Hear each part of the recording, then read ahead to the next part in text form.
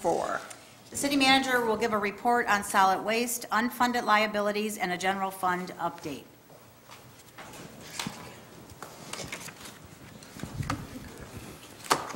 I'll try to keep this short tonight. In conducting my baseline assessment, when I first got here, we addressed some fiscal year operational issues, led to some major decisions, also led to the general fund deficit reduction plan you adopted in the fall. What I wanted to do now was move to 30,000 feet, so to speak. And I wanted to look at some of the larger issues that affect not only our operating budget today, but issues that I believe pose the greatest threat to the next generation. And so that's what I want to talk about tonight. Unfunded liabilities is the first issue we'll talk about. Currently, the City of Port Huron's pension fund is underfunded. I mean, unfunded liabilities, let me explain this, the difference between what we owe for retiree health care and retiree pensions versus what we actually have in the bank or in the fund. We are unfunded, our pension fund is underfunded by $54.4 million. And annually, we pay about $3.75 million in payment. That's an increase of 65% from just 6 years ago when it was $2.5 million. In the coming fiscal year, it will grow by $300,000. Our post-retirement health care benefits, our OPEBs, are underfunded $47.7 million, which is an annual payment of about $3.25 million.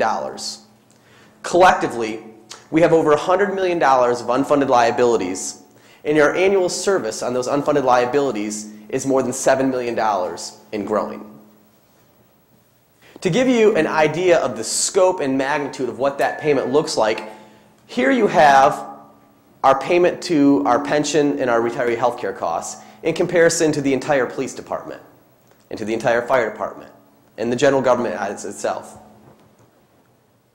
It is substantial, and it is growing, and it is consuming more and more resources. If you look, here's projections based on our studies. This is where we are currently at. Factoring in the OPEBs, we're at about $7 million. If left unchecked, this will balloon to almost $12 million before 2029. In 2018 and 2019 alone, we're north of $8 million. So we're talking a growth of nearly $500,000 to $750,000 in just the next 2 years alone. This is on top of our operational general fund deficit. But we haven't sat idly by, and I want to talk very shortly about what our employees have done. It's been this misnomer that the municipal job is like the gravy train. And honest to God, that was probably true back in 1970, 80, and 90. But it's not today, and I want to talk about that. We've created really good partnerships with our non-union and our union workers and our collective bargaining associations. Back in 1998, about 100% of medical services were covered. No minimum copay and prescription costs of about $2. That was pretty good. Today it's not the same. Our employees have about $500 to $1,000 deductibles. They pay 20% copay. They have prescription costs that are now $35 and $45. So these are out-of-pocket costs that our employees now make to help reduce our health care cost. It's substantial. In addition to that, our employees, it used to be they paid nothing for their pension or retiree cost.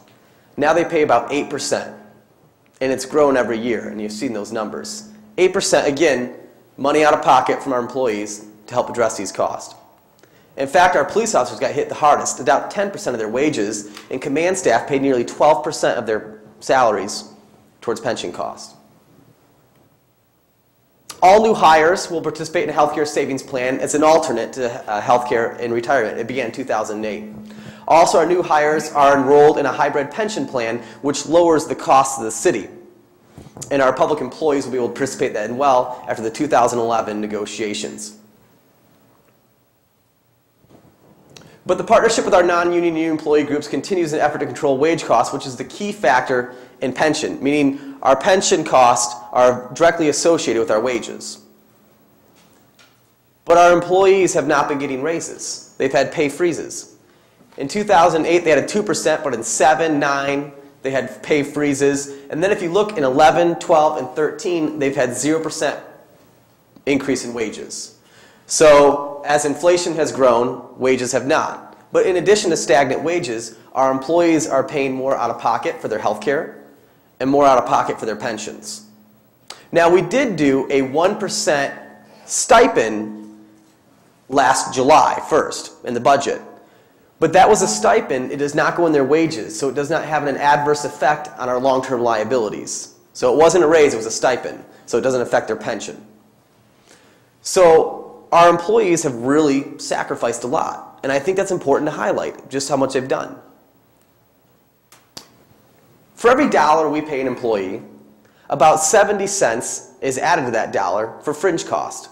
About 34 cents of that 70 cents goes for the current employee's fringe cost, their Social Security, FICA, their retiree health care, their pension, about 34 cents. Of that 70 cents, 36 cents is for workers that are no longer here, our legacy cost. And that number is growing. And had it not been for the sacrifices of our employees, we would be north of 80%.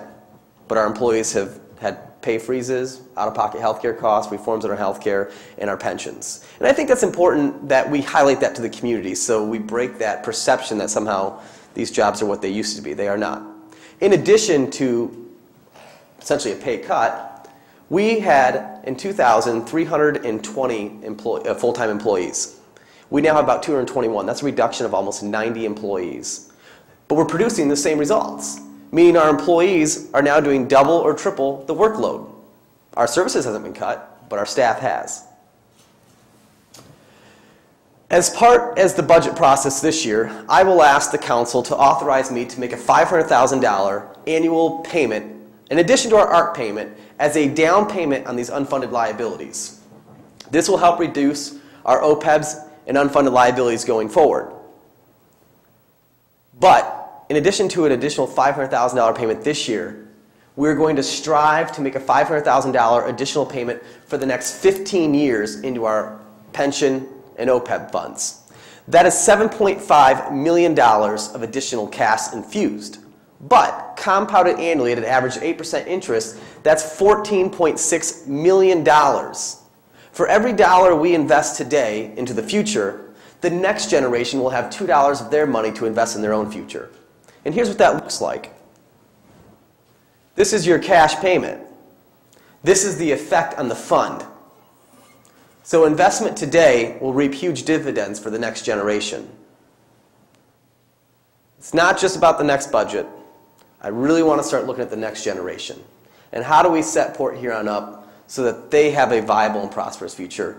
And that viable and prosperous future must begin today. Another issue we need to talk about is the solid waste fund, the rubbish fund, the trash fund, how we deliver municipal trash.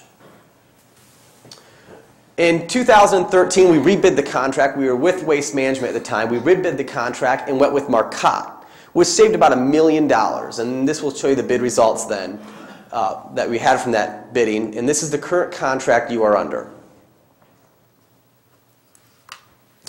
But in 2006 and 2007, you had total revenues about $2.3 million, or just under that, and you were running a surplus of about $24,000. So in 2006 and 2007, you had a fund balance of $1.3 million. But the trash fund is supported by a millage. And when the property taxes dropped in 2008 and when the economy bottomed out, so did the millage collections. But the cost stayed the same.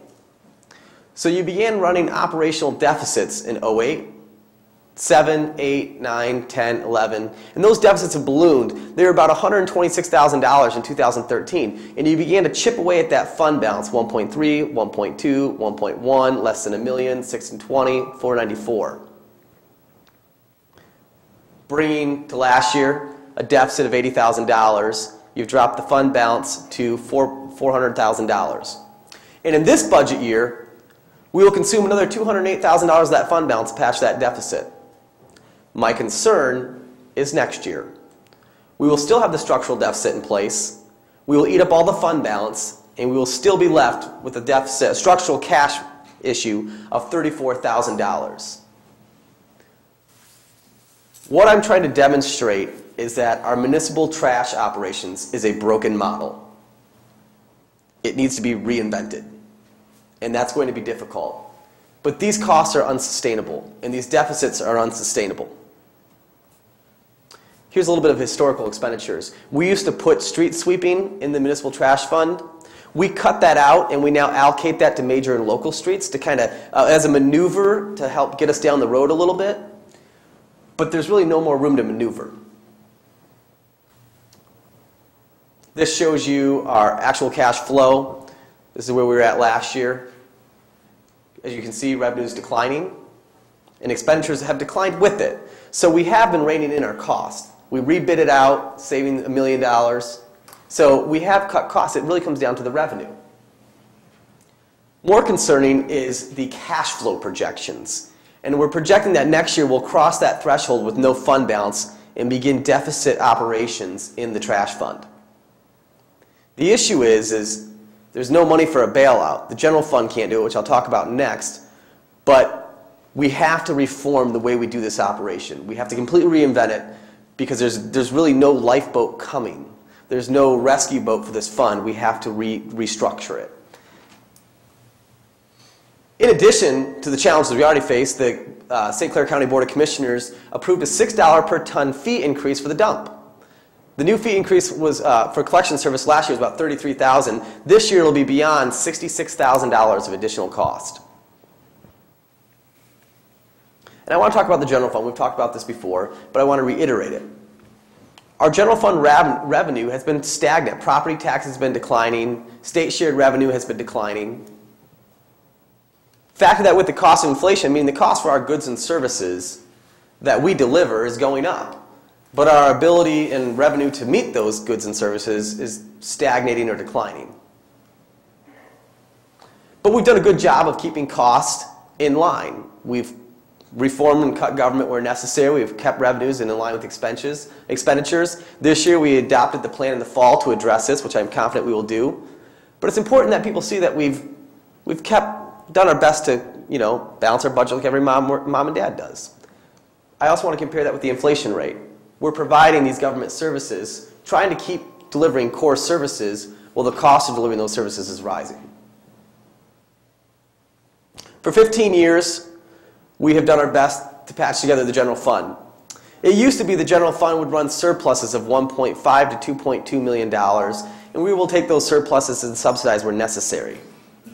My concern is that the general fund's barely getting by.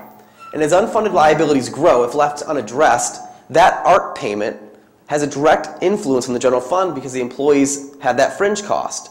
And so the reason why I talk about these issues together is because they're not independent issues. Their solutions are interdependent upon each other, meaning we're going to have to move forward tackling all three at the same time. It's the only way of doing it, and doing it in a real and meaningful way that has long-term results. So, what's the point of this presentation? It's very difficult to find solutions, and solutions that quite frankly, are going to be transformational. They're going to be completely reinvent how we deliver services, how we look at delivering those services. It's very difficult to have that conversation until we first admit that we have a real problem.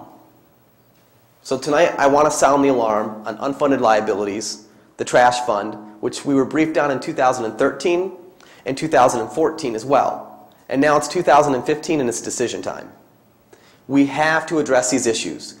If not, a perfect storm is brewing. Our unfunded liabilities will continue to grow. Our general fund revenue will stay stagnant. And our unfunded liabilities will begin to chip away at our ability to deliver core services. So as $300,000 ARC payment grows every year till it tops out at $12 million, as revenue stays stagnant, there's only one option, and that's a reduction in services. And so I really believe that the unfunded liabilities is the greatest challenge we face. Next in line by the municipal trash fund. And next in line by how do we continue to deliver quality core public services from the general fund without sacrificing them to address the other two issues. Meaning we can't take the general fund to bail out either one. And the land purchase fund has been committed to continue subsidizing water and sewer rates. So we no longer have that asset available. So moving forward, we have to make decisions. Maneuvering, kicking the can down the road, they're no longer viable options. And we're going to have to make decisions in a very timely manner. So over the course of the next couple of months, I'm going to be bringing you proposals. And they're going to be significant proposals on how we deliver these services.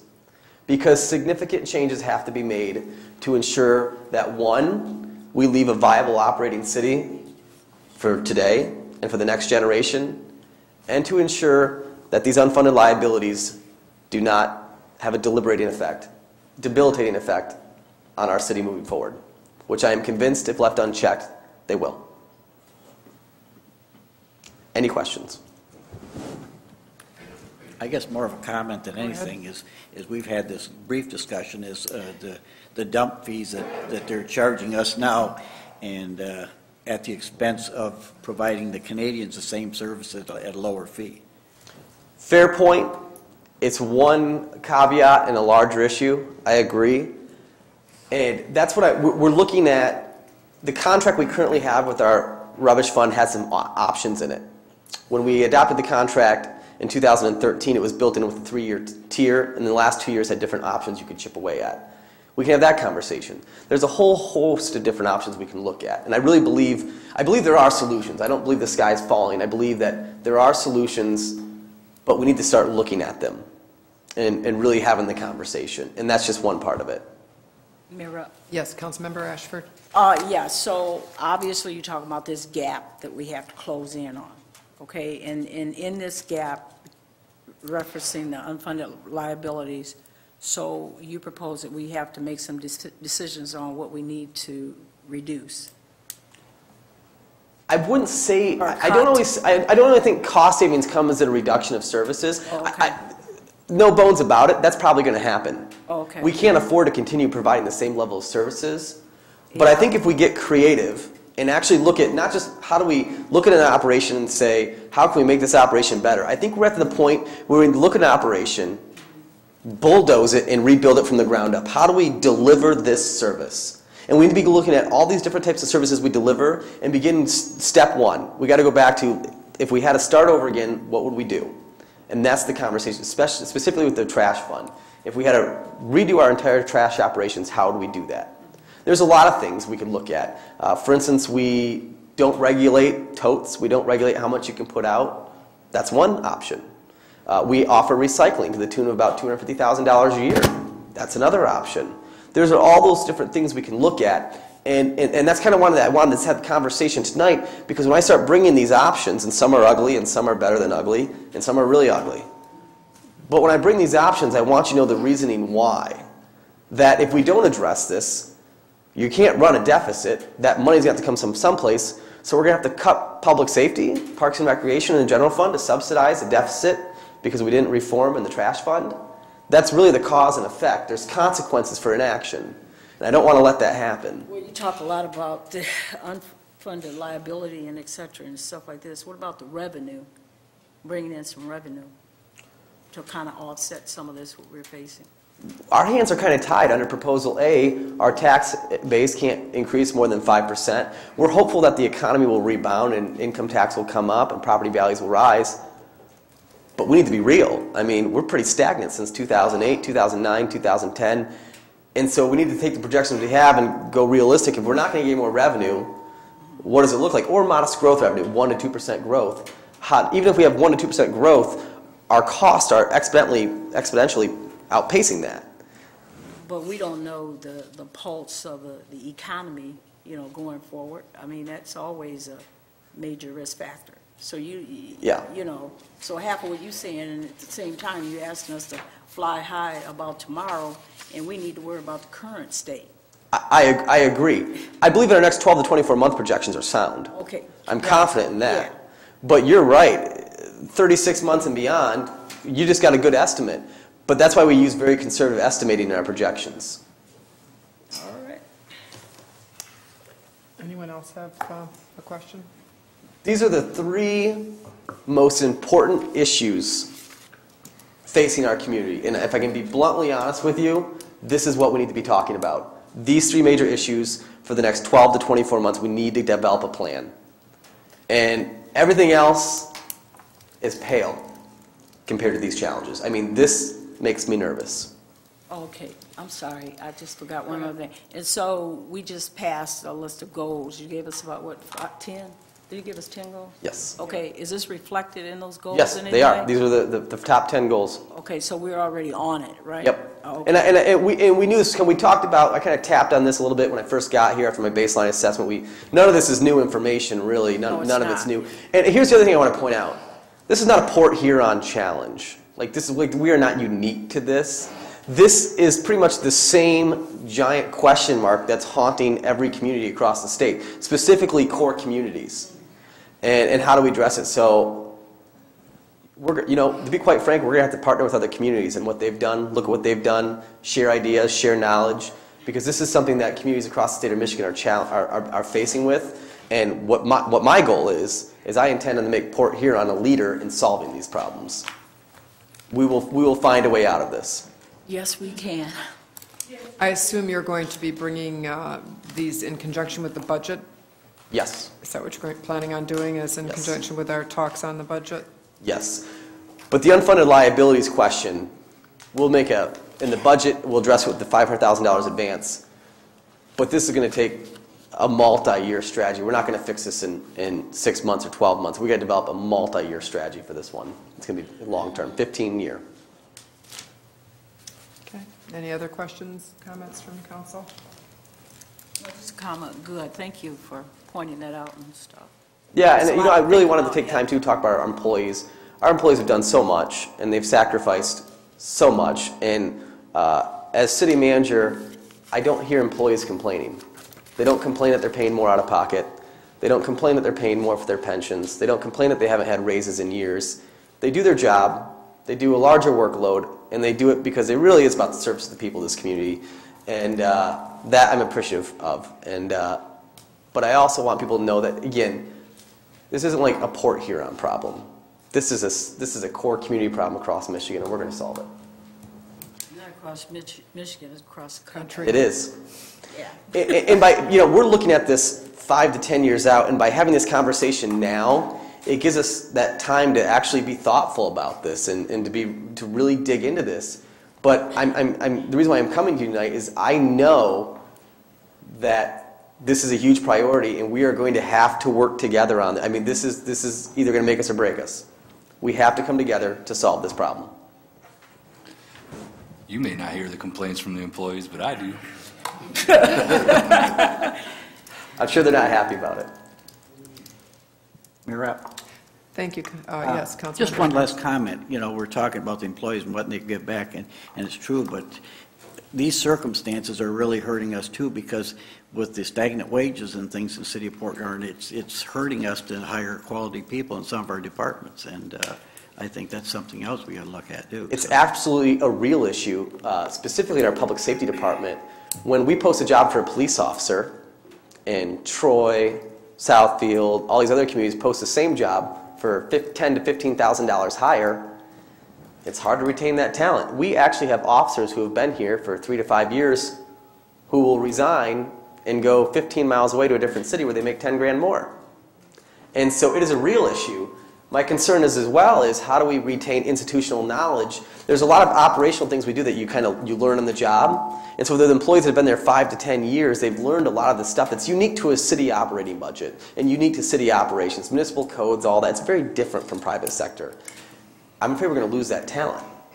And with the budget cuts, Councilmember Lewandowski, you talked about this before, we've hollowed out that pool to pull from for future leaders. That is true. We cut out a lot of division heads in our operations for budget cuts to attrition, and now when we need department heads, we're missing that gap where you train and pull up. So that's the realities of the situation we're in. Thank you. Thank you. Thank you for your presentation. It's certainly nice to bring it to the forefront, even though we've all very much aware of it. It's good for the public to know that that's what we're going to be addressing over the next 12 months or so.